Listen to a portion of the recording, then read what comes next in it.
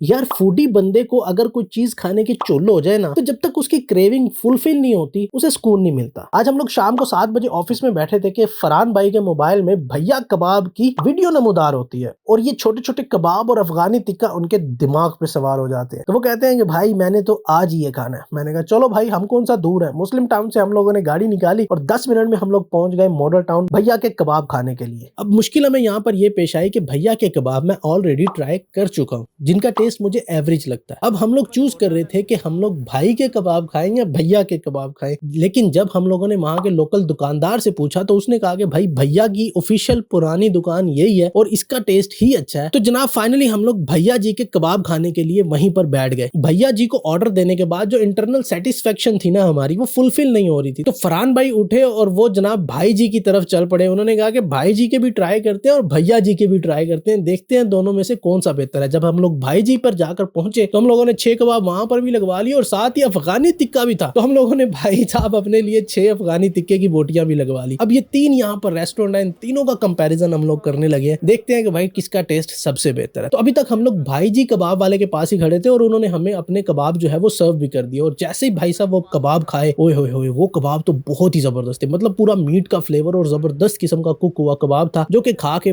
बहुत मजा आया भाई। और इसके साथ ही साथ अफगानी टिक्का भी रेडी हो गया। गर्मा गर्म अफगानी टिक्का देख के ही मुंह में पानी आ रहा था भाई। और इसका इतना जबरदस्त किस्म का टेंडर अफगानी टिक्का था, मतलब ओहो मजा आ गया खाकर। अब जनाब दोबारा से हम लोग वापस आए भैया जी के ऊपर और उनका खाना भी हमारे लिए जो है वो तैयार रखा हुआ था। तो सबसे पहले मैंने अफगानी टिक्का ही ट्राई किया। और कंपैरिजन की अगर बात करें तो भाई जो अफगानी टिक्का है साइड पे जो पठानों का रेस्टोरेंट है, उसका मुझे अफगानी टिक्का ज्यादा बेहतर लगा। अब बीफ बोटी की बात करते हैं। बीफ बोटी यार काफी जबरदस्त थी भैया जी कबाब वालों की, वो बहुत ही जबरदस्त थी, बहुत टेंडर थी। इसके बाद जनाब बात करते हैं इनके बीफ कबाब की। अब बीफ कबाब का जो डायरेक्ट कंपैरिजन है ना, वो भाई जी के साथ बनता है। अब देखते हैं कि भैया जी बेहतर है कि भाई जी बेहतर है। जैसे ही मैंने ये भाई कबाब खाया, जूसी कबाब था, लेकिन जो एक इंस्टेंट फीलिंग आती है ना बहुत बढ़िया वाली, वो यहाँ पर नहीं आई। तो आप दोनों कबाबों का कंपैरिजन करेंगे ना, तो मुझे कंपैरेटिवली भाई जी के कबाब जो है वो ज्यादा बेहतर लगे। तो भाई साहब नेक्स्ट टाइम आप जब भी यहाँ पर आ रहे हैं तो मैं आपको गाइड कर देता हूँ। अगर तो आपको बीफ टिक्का खाना है तो आप भैया जी के पास जाएंगे, अगर तो आपको कबाब खाने हैं तो आप भाई जी के पास जाएंगे, और अगर आपको अफगानी बोटी खानी है तो आप जनाब ये पठानों का जो रेस्टोरेंट है यहाँ से इनकी अफगानी बोटी लेकर खा सकते हैं। एक और चीज जो मैं यहाँ पर मेंशन करना चाहूंगा,